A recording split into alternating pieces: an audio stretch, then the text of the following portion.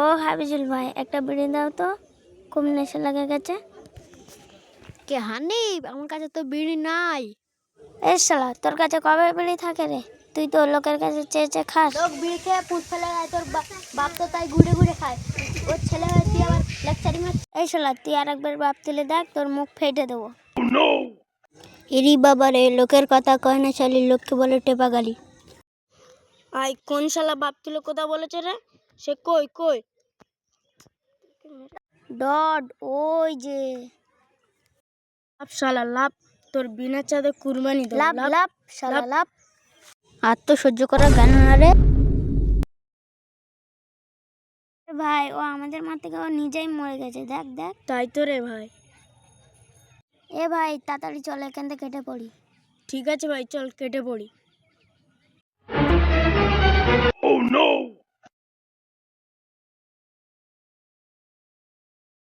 উরি বাবা রে, তার কাটা বা পড়ে আছে কেন রে?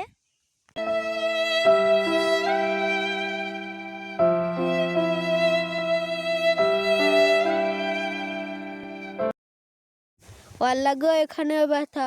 ও বাবা গো, এখানেও ব্যথা। ও মা গো, এখানেও ব্যথা। সিঁড়িতে তো লাফতে পারতে, লম্বারা কি দরকার ছিল? এবার ডাক্তারে চলো। কি হয়েছে হাবিজুল ভাই তোমার? ডাক্তার বাবু, আমার সারা শরীর ব্যথা। যে বসো এখানে। এখানে ব্যথা, না এখানে ব্যথা, না এখানে ব্যথা, না এখানে ব্যথা, না এখানে ব্যথা, না। এখানে ব্যথা। কি হয়েছে তোমার? ফাজলামো মারছো এখানে? আল্লাহ গো, সাবানা গো, মরে গেলুম গো। কি হয়েছে হাবিজুল ভাই, দেখি তোমার হাতটা। বাবা গো, মা গো, মরলুম গো। ও, বুঝতে পেরেছি, তোমার এই হাতের আঙুলটা ভেঙে গেছে। যেখানেই খোঁচা দিচ্ছ সেখানেই ব্যথা লাগছে। বিশ্বাস না হলে টাচ করে দেখো। বউ গো, তাই তো গো।